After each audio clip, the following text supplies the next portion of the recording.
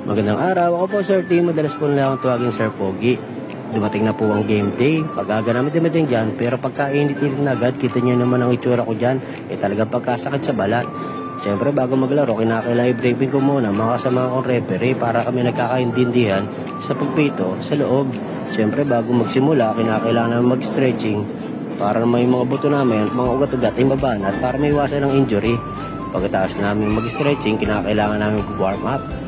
Jogging ng konti para naman pagtakbo sa loob ay sanay na. Para pag naglaro na, kahabol sa bata, ay makakahabol tayo.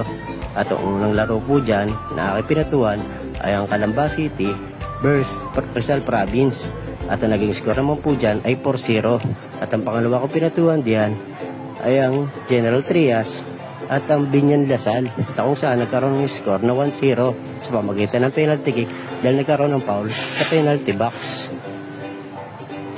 Pagkabibilis po maglaro ng mga bata, pero tayo naman ay nakakasabay. Sa ibang araw, babaltaan ko ulit kayo. Paalam!